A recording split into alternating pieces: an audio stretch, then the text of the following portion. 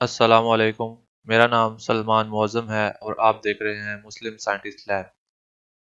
آج جس سائنسدان کے بارے میں ہم تذکرہ کرنے جا رہے ہیں اس کا نام ہے بقراط۔ اردو زبان کی ایک طویل نظم متوجہ اسلام جو مشہور شاعر خواجہ الطاف حسین حالی کی تصنیف ہونے کے باعث مسدس حالی کے نام سے مشہور ہے، بقراط کے تذکرے سے یوں شروع ہوتی ہے: کسی نے یہ بقراط سے جا کے پوچھا، مرض تیرے نزدیک مہلک ہیں کیا کیا؟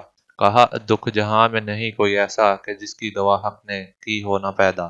بقراط جس کا دعویٰ تھا کہ دنیا میں کوئی مرض ایسا نہیں ہے جس کی دوا اللہ تعالیٰ نے پیدا نہ کی ہو، خود ایک ایسے زمانے میں پیدا ہوا جب امراض کے لیے دوا کے استعمال کا سرے سے رواج ہی نہ تھا۔ اس زمانے میں یونان کے جو لوگ مریض پڑتے وہ دوا استعمال کرنے کے بجائے ایسکلاپس دیوتا کے مندر میں جاتے جو صحت کا دیوتا خیال کیا جاتا تھا۔ اس کے بت کے آگے سر عقیدت خم کرتے، وہاں کے پجاریوں کو نذرانہ دیتے، ان سے تعویذ لے کر گلے میں ڈالتے اور گھر واپس چلے آتے۔ ان میں سے جو لوگ محض قدرت کے علاج کے باعث شفا پا جاتے وہ اپنی صحت یابی کو دیوتا کا معجزہ خیال کرتے، اور جو مرض کا شکار ہو کر لقمہ اجل ہو جاتے وہ مریض یہ سمجھ لیتے کہ ان پر صحت کے دیوتا کی نظر کرم نہیں ہوئی۔ یہ وہ زمانہ تھا جس میں بقراط نے اپنی آنکھ کھولی۔ خود اس کا باپ ہرقلیدس ایک ایسا ہی پجاری تھا جو اس عہد کے دوسرے پجاریوں کی طرح تعویذ، گنڈے اور جھاڑ پھونک سے علاج کرتا تھا۔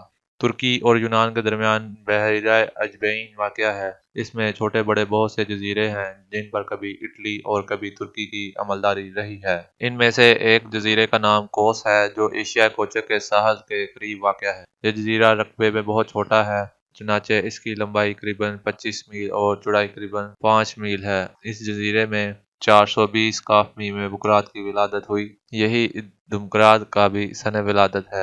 اس لحاظ سے بقراط اور دمقراط محض ہی ہم عصر ہی نہ تھے بلکہ ہم عمر بھی تھے۔ بقراط کو اس کا باپ اپنا نیم معالج اور نیم پروہت کا آبائی پیشہ سکھانا چاہتا تھا، کیونکہ اس پیشے میں عزت بھی تھی اور دولت بھی، لیکن بقراط کی استعداد طبع بالکل اور طرح کی واقع ہوئی تھی۔ اسے امراض کے علاج میں تعویذ، ٹوٹکے اور جھاڑ پھونک پر قطعاً اعتقاد نہ تھا، اس لیے گو اس نے پیشہ تو معالج ہی کا اختیار کیا مگر اپنے طریقہ علاج کی بنیاد باقاعدہ تشخیص اور تحقیق پر رکھی۔ اس نے مختلف امراض کے علامات اور اسباب مدون کیے، مختلف ادویات کے خواص معلوم کیے اور ہر مرض کے لیے دوائیں اور دیگر تدابیر مقرر کی۔ اس طرح وہ پہلا شخص ہے جس نے علم و علاج کی بنیاد ڈالی۔ اس نے طب کو فلسفے سے الگ کر دیا اور اسے باقاعدہ ایک سائنس بنا دیا۔ سائنسی تحقیقات میں اس نے ایسی راہ متعین کی جس میں بعد کے آنے والوں کے لیے مسلسل طور پر ترقی کی گنجائش تھی۔ چنانچہ اس سے 5 صدی بعد جالینوس نے اسی قائم کردہ اصولوں کی روشنی میں طب کو ایک نئی زندگی بخشی، لیکن جالینوس کے بعد ترقی کا یہ سلسلہ صدیوں تک کے لیے مسدود ہو گیا۔ اس کا ذکر آگے آئے گا۔ بقراط کی جوانی کا آغاز تھا کہ یونان کی ملحقہ ریاست مقدونیہ کا بادشاہ کسی مرض میں مبتلا ہوا۔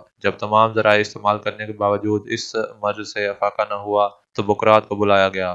بقراط کے علاج سے بادشاہ نے کامل شفا پائی اور یہیں سے اس کی شہرت کا آغاز ہوا۔ بقراط کے زمانے کے نیم حکیم اپنے مریضوں پر رعب ڈالنے کے لیے ان کو عجیب و غریب عملیات بتایا کرتے تھے اور خود بھی بعض ایسے ذرائع سے کام لیتے تھے جن کا علم اور علاج سے کچھ سروکار نہ تھا، جن کی وجہ سے مریض کے اہل و عیال اور تیمار تر بہت مرعوب ہو جاتے تھے۔ بقراط نے اس فریب کاری کا پردہ چاک کیا اور ان عملیات کو باطل ٹھہرایا۔ بقراط کا قول تھا کہ انسانی جسم ایک خاص قسم کی حرارت سے زندہ رہتا ہے۔ یہ حرارت عمر کے بڑھنے سے بتدریج گھٹتی جاتی ہے اور جب یہ حرارت باقی نہیں رہتی تو انسان مر جاتا ہے۔ اس کے خیال میں اس حرارت کا منبع دل ہے۔ بقراط کے علم العلاج کی بنا 4 اخلاط پر تھی: خون، بلغم، صفرا اور سودا۔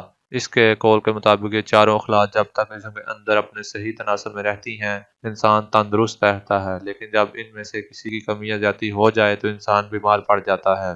اس لحاظ سے ایک طبیب کا کام یہ ہے کہ وہ مریض کے متعلق اس بات کا پتہ لگائے کہ اس کے جسم میں کس خلط کی زیادتی یا کمی ہو گئی ہے اور پھر اسے ایسی دوائیں دے جس سے یہ زیادتی یا کمی ختم ہو کر اخلاط کا تناسب اعتدال پر آ جائے۔ جب بقراط کو کسی مریض کے علاج کے لیے بلایا جاتا تو ضروری تشخیص کے بعد وہ فوراً اس کا علاج شروع کر دیتا۔ یہ طریقہ اس زمانے کے دیگر نام نہاد طبیبوں کے دستور کے خلاف تھا، کیونکہ یہ طبیب مریض کو 5 دن تک دوا اور علاج کے بغیر بستر مرض پر پڑا رہنے دینا علم العلاج کا ایک مسلمہ اصول گردانتے تھے، اور 5 دن گزارنے کے بعد اس کے معالجے کی طرف متوجہ ہوتے تھے۔ بسا اوقات ایسا ہوتا تھا کہ 5 دنوں کے اس خاصے لمبے عرصے میں بدقسمت مریض بیچارگی کی عالم میں موت سے ہمکنار ہو جاتا اور اس طرح اس کے نام نہاد طبیب کو معالجے کی ذمہ داریوں سے نجات مل جاتی۔ لیکن بقراط نے 5 دنوں کے اس انتظار کو ایک لغو دستور ٹھہرایا اور مریض کے فوری علاج کی طرف توجہ مبذول کرنا طبیب کا اولین فرض قرار دیا۔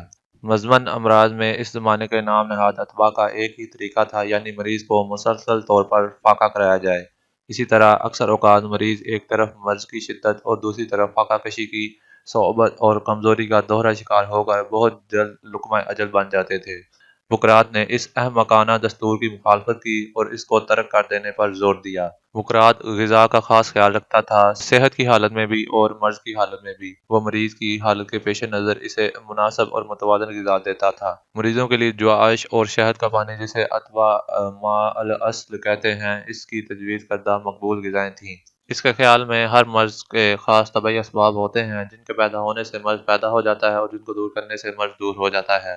بخاروں کے علاج میں بقراط نے قدیم غیر سائنسی طریقوں کو یکسر بدل دیا۔ اس سے پہلے کے معالج بخار کے مریض کو جھاڑ پھونک کرنے کے ساتھ ساتھ بعض قسم کی ورزشیں کرایا کرتے تھے، جنہیں وہ مذہبی رسوم کا ایک حصہ سمجھتے تھے۔ ان ورزشوں سے مریض تھک کر نڈال ہو جاتا اور بعض اوقات فوری طور پر جان سے ہاتھ دھو بیٹھتا تھا۔ بقراط نے بتایا کہ بخار میں مبتلا ہو کر انسان کا سارا جسمانی نظام کمزور ہو جاتا ہے، اس لیے اس حالت میں اسے مناسب دوا کے ساتھ مکمل آرام کی ضرورت ہوتی ہے۔ اس وجہ سے بخار کے دوران میں مریض سے ورزشیں کروانا سخت مضر اور خطرناک ہوتا ہے۔ اگرچہ بقراط کم و بیش 300 منفرد دواؤں کا علم رکھتا تھا، لیکن وہ ان کا استعمال اشد ضرورت کے سوا نہیں کرتا تھا۔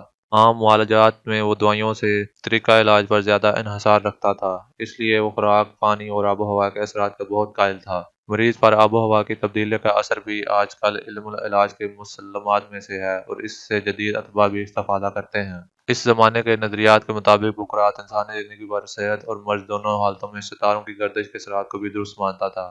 چنانچہ اس کا خیال تھا کہ جب آسمان پر شعری ستارہ، جسے انگریزی میں سیریس کہتے ہیں، نکلا ہوا ہو تو مرض کی شدت میں اضافہ ہو جاتا ہے۔ اسی طرح اگر مریض کے سر پر ثریا ستاروں کو جھرمٹ چمک رہا ہو تو اس کے خیال کے مطابق اس مرض کی شدت میں کمی آ جاتی ہے۔ طب کے دو مشہور شاخوں یعنی تشریح الاعضاء اناٹومی اور مناف الاعضاء فزیولوجی کے بارے میں بقراط کو وہ علم تو حاصل نہ تھا جس کی دریافت اس کے صدیوں بعد ہوئی، لیکن وہ اپنے ہمعصروں کی طرح ان دو اہم موضوعات سے بالکل بے خبر بھی نہ تھا۔ اسے انسانی جسم کی ہڈیوں سے بخوبی واقفیت تھی، روگوں اور پٹھوں کے متعلق بھی اسے ابتدائی علم حاصل تھا، لیکن اعصاب نروز کے وجود کا اسے پتہ نہ تھا۔ دماغ کو وہ ایک بڑا سا غدود سمجھتا تھا جس میں بیجا بھرا رہتا ہے، لیکن دماغ کو وہ خیالات کا مرکز نہیں سمجھتا تھا۔